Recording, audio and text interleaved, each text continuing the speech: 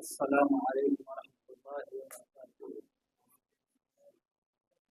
الحمد للہ رب العالمین والصلاة والسلام علی سید الانبیاء والمرسلین وعلى آلہ الطیبین الطاہرین وعلى آلہ اصحابہ الغر الميامین ومن تبعهم بإحسان إلى يوم الدین۔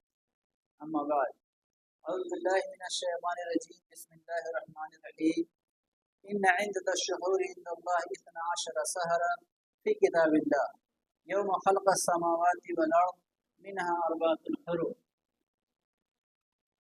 تمام قسم کی تعریف اللہ رب العالمین کے لیے لائق ہے، جس نے ہم تمام لوگوں کو آج ایک بار پھر سے ایک دینی مجلس میں اکٹھا ہو کر کے دین کی باتیں سننے کی توفیق عنایت فرمائی۔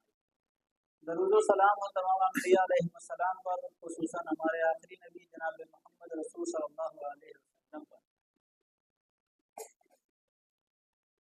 ہم لوگ ابھی ماہ محرم سے گزر رہے ہیں۔ ماہ محرم کا نام سنتے ہی ہمارے بد صغیر ہند پاک میں ایک دوسرا ہی مسئلہ ہمارے سامنے پیش آتا ہے، اس کی شکل پیش آتی ہے۔ ماہ محرم کو کیا سمجھتے ہیں؟ یہ تعزیہ والا مہینہ ہے، کالے لباس والا مہینہ ہے، سبیل والا مہینہ ہے، جو کہ تمام چیزیں بدعات ہیں، اور یہاں تک کہ ان کے بہت سارے ایسے اس میں کام ہوتے ہیں جن کا تعلق شرکیات سے بھی ہے۔ اصل مسئلہ اگر دیکھا جائے تو ہم جانتے ہیں قرآن مجید میں اللہ رب العالمین نے صاف طور سے ارشاد فرما دیا ہے، بے شک اللہ کے نزدیک مہینوں کی تعداد 12 ہے، اور وہ کب سے ہے؟ جب سے زمین و آسمان کو اللہ رب العالمین نے پیدا کیا، اس وقت سے اس مہینوں کی تعداد 12 ہے، اور یہی صحیح دین ہے، اور اس کے اندر 4 مہینے حرمت والے۔ یعنی یہ پتہ چلا ہے ماہ محرم کی حرمت یہ واقع کربلا کی وجہ سے نہیں ہوئی ہے، اس کی حرمت پہلے سے ہے، جب سے اللہ رب العالمین نے اس مہینے کو بنایا ہے۔ تو اس مہینے کا جب ہم نام لیتے ہیں تو ہمارے دل و دماغ میں ایک بات یہ آنی چاہیے، کربلا سے پہلے اس مہینے میں کیا ہوا؟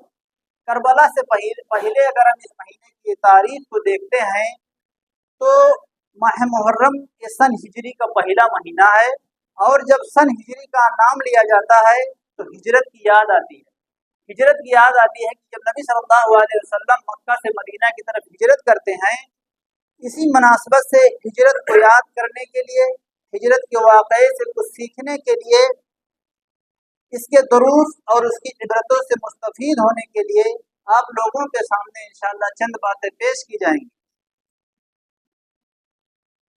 اللہ تبارک و تعالیٰ سے دعا ہے کہ اللہ رب العالمین ہم سب کو نبی کریم صلی اللہ علیہ وسلم کی سیرت مبارکہ سے مستفید ہونے کی توفیق عنایت فرمائے، آمین۔ اگر ہم نبی صلی اللہ علیہ وسلم کی زندگی کا مختصر طور پر بیان کرتے ہیں تو 4 حالات پر نبی صلی اللہ علیہ وسلم کی زندگی کا بیان ہم ختم کرتے ہیں۔ سب سے پہلے نبی صلی اللہ علیہ وسلم کی ولادت باسعادت، اس کے بعد نبی صلی اللہ علیہ وسلم کو 40 سال کی عمر میں نبی بنایا گیا۔ تیسری بات، نبی صلی اللہ علیہ وسلم 53 سال تک مکہ مکرمہ میں رہے۔ نبی صلی اللہ علیہ وسلم 63 سال کی عمر میں آپ نے وفات پائی۔ تو یہ 4 واقعہ نبی صلی اللہ علیہ وسلم کی زندگی تعلق سے دیکھتے ہیں تو یہ مختصر طور پر اس میں آ جاتا ہے۔ ہجرت مدینہ یہ نبی صلی اللہ علیہ وسلم کی زندگی کا ایک اہم موڑ ہے۔ یہ انتہائی اہم اور تاریخی اور انقلابی واقعہ ہے۔ اس واقعے کے ہر متعدد زاویوں سے ہمیں غور و فکر کرنے کی ضرورت ہے۔ نبی کریم صلی اللہ علیہ وسلم نے ہجرت کیوں فرمائی؟ مکہ کی مبارک سرزمین چھوڑنے کی ضرورت آپ کو کیوں پڑی؟ ہجرت کے اسباب کیا تھے؟ نبی کریم صلی اللہ علیہ وسلم کی ہجرت کا واقعہ کس طرح انجام پایا؟ ہجرت کے لیے شہر مدینہ کا انتخاب کس طرح ہوا؟ ہجرت کے واقعہ میں ہمارے لیے سبق کیا ہے؟ ہم اس سے سیکھیں گے کیا؟ کیا ہجرت کا حکم اب بھی باقی ہے؟ اور وہ کون سی ہجرت ہے جو ہر مسلمان پر فرض ہے، وغیرہ وغیرہ۔ تو یہ بہت ساری باتیں ہیں جو ہجرت کے واقعہ سے ہمیں سیکھنے کو ملتی ہے اور ہمیں سیکھنا چاہیے۔ خاص کر ہمارے نوجوان کو، جو ہماری اسلامی تاریخ ہم لوگ بھول گئے ہیں، تو ہمارے اسلامی تاریخ ہم کو جاننی چاہیے۔ تو جہاں تک سب سے پہلی بات یہ ہے کہ نبی صلی اللہ علیہ وسلم نے ہجرت کیوں فرمائی؟ تو اس کا جواب یہ ہے کہ جب اللہ تبارک و تعالیٰ نے آپ کو 40 سال کی عمر میں نبوت و رسالت سے سرفراز کیا تو نبی کریم صلی اللہ علیہ وسلم نے اور آپ کو حکم دیا کہ مکہ والوں کو اللہ کی توحید کی طرف بلائیں، انہیں شرک سے منع کریں، ان کو یہ بتائیں کہ ایک اللہ کے سوا کوئی عبادت کے لائق نہیں ہے۔ تو مکہ والوں کے لیے دعوت ان کے عقیدے کے خلاف تھی، اس راستے کے خلاف تھی جس پر انہوں نے اپنے باپ دادے کو چلتے ہوئے پایا تھا۔ سارے معبودوں کو ختم کر کے صرف ایک معبود کو باقی رکھا ہے، یہ تو بڑی عجیب بات ہے۔ مکہ والوں نے سوال اٹھایا کہ تمام معبودان باطل کو ہم چھوڑ دیں اور صرف ایک اللہ کو مانیں، تو یہ تو بڑی عجیب بات ہے۔ چنانچہ مکہ والوں نے آپ کی دعوت کی مخالفت شروع کر دی۔ اسلامی عقیدے کا ایک امتیاز یہ ہے کہ اس کو قبول کرنے کے خاطر انسان کو پرانے عقائد، باطل عقائد کو چھوڑنا پڑتا ہے۔ ایسا نہیں ہو سکتا ہے کہ آپ اپنے پرانے عقیدے کو سینے سے لگائے ہوئے ہوں اور اسلام میں داخل ہو جائیں۔ باقی عقیدوں اور ادیان میں، باقی جو ادیان ہیں، دین ہیں، ان میں تو یہ ہوتا ہے کہ آپ اپنے طریقے پر بھی قائم رہیں اور ان کے عقائد و اعمال کو بھی اپنے ساتھ میں شامل کر لیں، لیکن اسلام ایسا نہیں ہے۔ اسلام کا کہنا یہ ہے کہ پہلے لا الہ الا اللہ کہہ کر ایک اللہ معبود برحق کا اقرار کرو، پہلے اپنے دل کو کفر و شرک کی گندگیوں سے پاک کرو، نجاستوں سے پاک کرو۔ محمد صلی اللہ علیہ وسلم نے یہی دعوت شروع کی۔ باپ دادے کے طریقوں کو چھوڑو، ابراہیم علیہ السلام کے خالص دین میں تم اپنی طرف سے جو کچھ اضافہ کر لیا ہے ان کو تم ختم کرو۔ وہ خالص اور اصل دین جو ابو البشر آدم علیہ السلام کا دین تھا، وہ خالص دین جو اب ابراہیم علیہ السلام کا دین تھا، جو سارے نبیوں کا دین تھا، اس سچے دین کی طرف آؤ۔ اہل مکہ کو دعوت سخت ناگوار گزری۔ وہی لوگ جو کل تک نبی صلی اللہ علیہ وسلم کو صادق اور امین کہا کرتے تھے، آپ کی تعریف میں پیش رہا کرتے تھے، آپ کو اپنے اختلافی مسئلوں میں جج بنایا کرتے تھے، تو ان لوگوں نے کیا کہا؟ لیکن جب یہ دعوت نبی صلی اللہ علیہ وسلم نے پیش کی تو ان لوگوں کو اتنا گرا گزرا، یہی لوگ آپ کے دشمن ہو گئے، یہی لوگ آپ کے دشمن ہو گئے، بلکہ آپ پر مختلف انداز کی تہمتیں لگانے لگے۔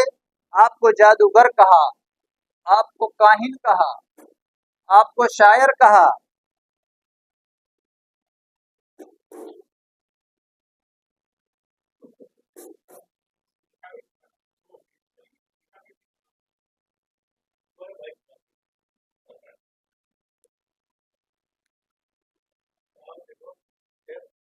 آپ کو شاعر کہا، آپ پر طرح طرح کے ظلم و زیادتی کو روا رکھا، آپ کے گلے میں کپڑے کا پھندا ڈال کر گلا گھونٹنے کی کوشش کی، آپ کے قتل کرنے کے درپے ہو گئی اور جان سے مار ڈالنے تک کی سازش کی۔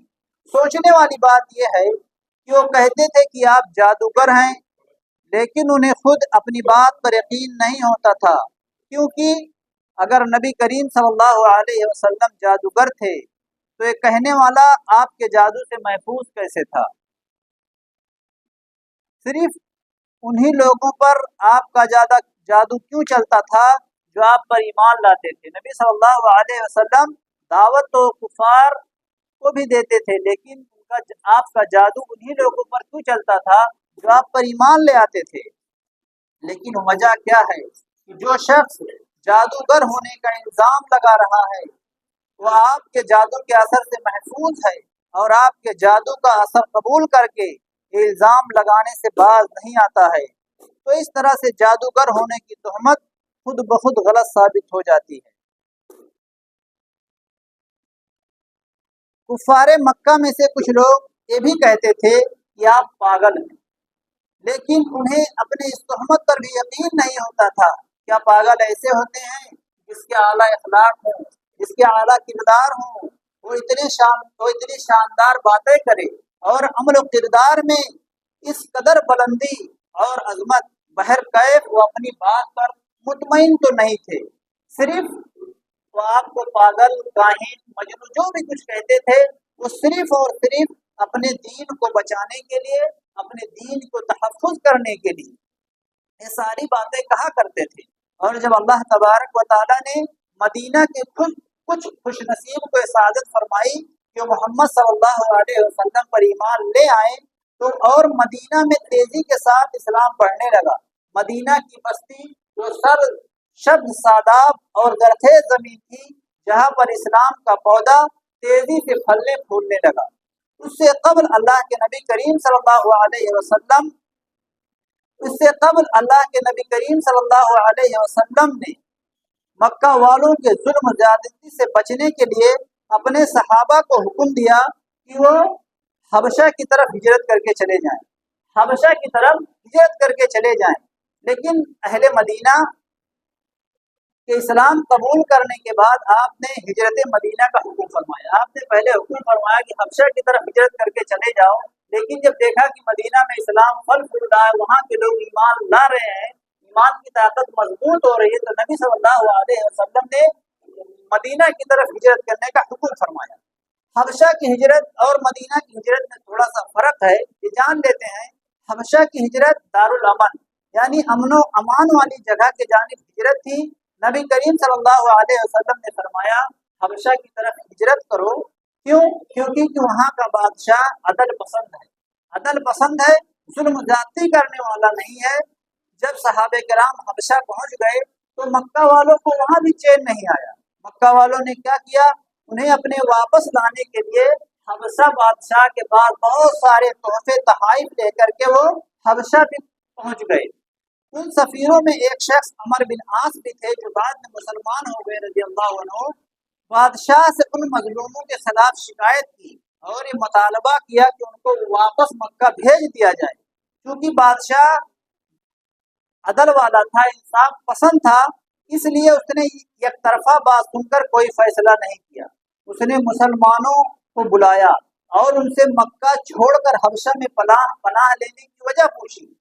اس موقع پر جعفر طیار رضی اللہ عنہ نے ایک شاندار تقریر کی، جس میں اسلام کی ساری بنیادوں کو بیان کیا۔ سیرت النبی میں اس واقعے کی تفصیلات پڑھنے کے قابل ہیں۔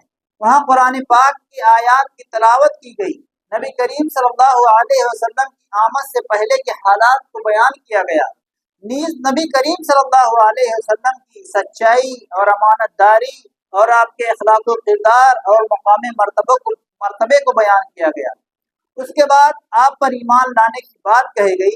بادشاہ نے ساری باتیں سن کر کہا، اللہ کی قسم تم لوگ اپنے دین پر عمل کرنے کے لیے آزاد ہو، میرے یہاں تم پر کوئی ظلم نہیں ہوگا۔ بہر کہنے کا مقصد یہ ہے کہ جہاں مسلمانوں نے پہلی ہجرت کی تھی وہ امن والی جگہ تھی، مدینہ کی ہجرت اس سے تھوڑی مختلف تھی۔ مدینہ امن والی جگہ بھی تھی اور ایمان والی جگہ بھی تھی۔ حبشہ امن والی جگہ تو تھی لیکن ایمان والی جگہ نہیں تھی، یعنی وہاں سب مسلمان نہیں تھے۔ حبشہ میں سارے لوگ مسلمان نہیں تھے، لیکن مدینہ میں اسلام پھیل رہا تھا، تو ایمان والی بھی جگہ تھی اور امن والی بھی جگہ تھی۔ حبشہ کا نجاشی بادشاہ بعد میں مسلمان ہوا، لیکن اپنے اسلام کو ظاہر کر کے اسلام کی تبلیغ و اشاعت کی ہو ایسا نہیں ہوا، صرف مسلمان ہو گیا۔ اس کے برخلاف مدینہ کے لوگوں نے اسلام قبول کیا اور نبی کریم صلی اللہ علیہ وسلم کو مدینہ آنے اور وہاں پہنچ کر اسلام کی تبلیغ و اشاعت کی دعوت دی۔ محمد رسول صلی اللہ علیہ وسلم نے مصعب بن عمیر رضی اللہ عنہ کو اہل مدینہ کی تعلیم و دعوت کے لیے بھیجا۔ اپنے ہجرت کرنے سے پہلے نبی صلی اللہ علیہ وسلم نے وہاں ایک صحابی مصعب بن عمیر رضی اللہ عنہ کو پہلے بھیج دیا کہ جاؤ مدینہ میں دین کی تعلیم دو، اسلام کی تعلیم دو، لوگوں کو اسلام کی طرف بلاؤ۔ چنانچہ ان کی دعوت کا نتیجہ یہ ہوا کہ مدینہ کے دونوں مشہور قبیلے اوس و خزرج میں سے کوئی گھر ایسا نہیں بچا جس میں کم از کم ایک فرد نے اسلام نہ قبول کیا ہو۔ نہایت تیزی کے ساتھ اسلام مدینہ میں پھیلتا چلا گیا، اسلام کی روشنی سے منور ہوتا گیا۔ قرآن کریم میں اللہ تعالیٰ کا ارشاد ہے، والذین تبوؤا الدار والایمان، جنہوں نے دار ہجرت یعنی مدینہ کو اپنا ٹھکانہ بنایا اور جنہوں نے ایمان کو اپنا ٹھکانہ بنایا، مدینہ دار الامن اور ایمان والا تھا۔ ہجرت کا معنی عربی زبان میں ہجرت کا معنی ہوتا ہے چھوڑنا، عام طور پر لوگ جب کوئی چیز چھوڑتے ہیں تو ناپسندیدگی کی وجہ سے چھوڑتے ہیں. عام طور پر انسان کوئی چیز چھوڑتا ہے تو ناپسندیدگی کی وجہ سے چھوڑتا ہے، لیکن ہجرت میں ایسا نہیں تھا. مکہ کو چھوڑا گیا لیکن مکہ ناپسند نہیں تھا. محمد صلی اللہ علیہ وسلم جب مکہ سے نکلے تو آپ صلی اللہ علیہ وسلم نے کہا انک خیر ارض اللہ وحب الارض الی اللہ ولولا انک اخرجونی ما خرجت. اے مکہ تو اللہ کے ہاں نہایت محبوب سرزمین ہے. اے مکہ تو اللہ کے ہاں نہایت محبوب سرزمین ہے اور تو نہایت بہترین سرزمین ہے. میری قوم کے لوگوں نے اگر مجھے نہ نکالا ہوتا تو میں تجھے نہیں چھوڑتا. آپ صلی اللہ علیہ وسلم نے مکہ کو ضرور چھوڑا لیکن خوشی کے ساتھ نہیں چھوڑا، آپ نے تکلیف کے ساتھ چھوڑا. اور یہی حال مسلمانوں کا بھی تھا. اللہ کے نبی کریم صلی اللہ علیہ وسلم نے مسلمانوں کو ہجرت کی اجازت دے دی. ایک کے بعد ایک کر کے مسلمان مدینہ روانہ ہونے لگے. ان لوگوں نے بھی بڑی مصیبت کے ساتھ ہجرت کی. کتنے تعجب کی بات ہے کہ اہل کفر اور اہل شر اہل خیر کو آسانی سے اپنے دین پر عمل کرنے نہیں دیتے ہیں. اہل کفر اور اہل شرک کا شروع سے شیوا اور پیشہ رہا ہے کہ اہل ایمان کو جہاں تک ان کی طاقت و قوت ہوتی ہے تو ان کو ان کے اپنے دین پر آسانی سے عمل کرنے نہیں دیتے ہیں.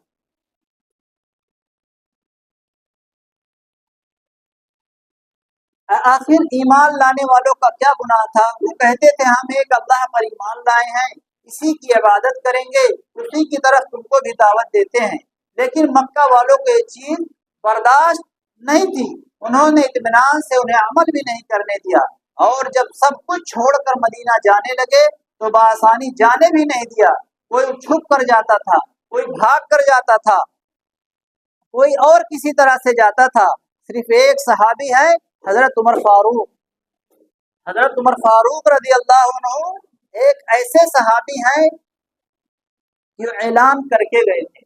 ہجرت کے واقعے کو وہ اعلان کر کے گئے تھے. عمر فاروق رضی اللہ عنہ جب ہجرت کرنے کے لیے نکلے تو انہوں نے کہا جو اپنی بیوی کو بیوہ اور اپنے بچوں کو یتیم کرنا چاہتا ہے وہ مجھے مدینہ جانے سے روکے. میرے بھائیوں ایسا کیوں کر ہو سکتا ہے؟ کیونکہ بنو عدی جو عمر رضی اللہ عنہ کا قبیلہ تھا ان کے ساتھ تھا اور وہ قبیلہ بہت مضبوط تھا.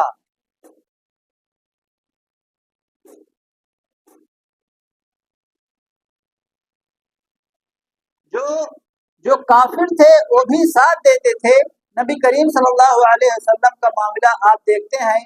نبی کریم صلی اللہ علیہ وسلم کے خاندان بنو ہاشم کے لوگ آپ کا تعاون کرتے تھے، آپ کا ساتھ دیتے تھے اگرچہ وہ خود مسلمان نہیں ہوتے تھے. آپ کے چچا ابو طالب نے ساتھ دیا اگرچہ وہ مسلمان نہیں ہوئے تھے. چچا عباس رضی اللہ عنہ نے جب تک اسلام نہیں قبول کیا تھا تب بھی ہمیشہ ساتھ دیا تھا. بیعت عقبہ میں ساتھ دیا، آ کر کے مدینہ والوں کے ساتھ بات چیت کی جبکہ اس وقت تک مسلمان نہیں ہوئے تھے.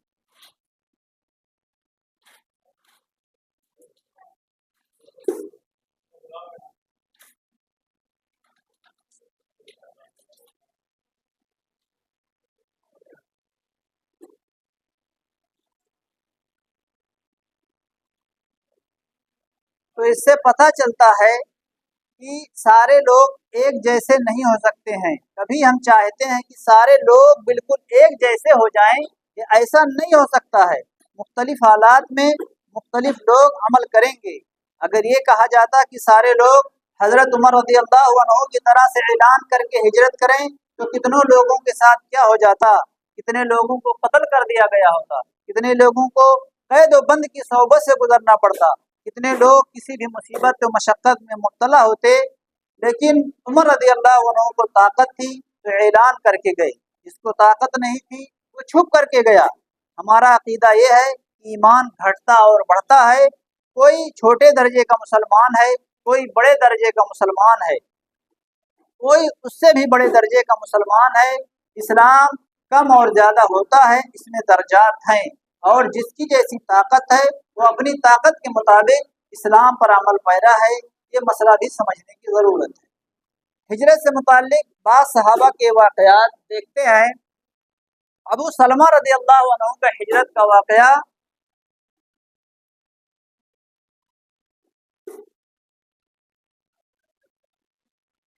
ابو سلمہ رضی اللہ عنہ کی ہجرت کا واقعہ نہایت دردناک اور عبرت انگیز ہے۔ ابو سلمہ رضی اللہ عنہ جب ہجرت کرنے کے لیے نکلے تو ان کی بیوی کے خاندان والوں نے کہا ابو سلمہ تم جاتے ہو جاؤ، ہماری بیٹی مجھے دے دو۔ چنانچہ ابو سلمہ رضی اللہ عنہ نے اپنی بیوی اور بچوں کو چھوڑ کر تنہا ہجرت کے لیے نکل گئے۔ آپ کی بیوی ام سلمہ رضی اللہ عنہ ان کے شوہر سے جدا کر دیا گیا۔ اس کے بعد ابو سلمہ رضی اللہ عنہ کے خاندان کو خیال آیا کہ بچہ پر باپ کے خاندان کا حق ہے، لہٰذا انہوں نے بچے کو اس کے ماں سے چھین لیا، ماں کی گود سے الگ کر دیا۔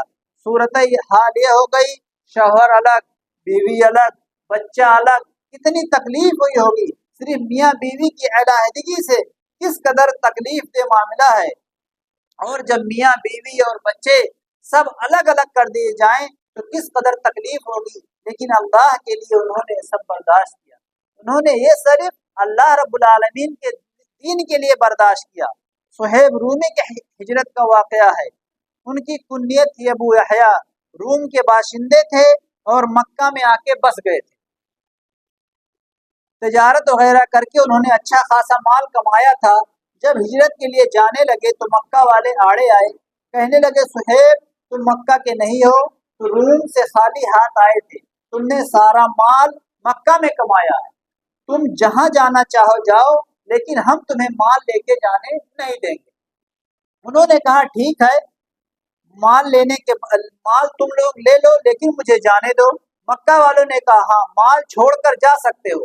صہیب رومی رضی اللہ عنہ نے خوشی کے ساتھ پورا مال ان کے حوالے کر دیا اور بدن پہ جو کپڑا تھا وہی پہنے ہوئے مدینہ ہجرت کر گئے۔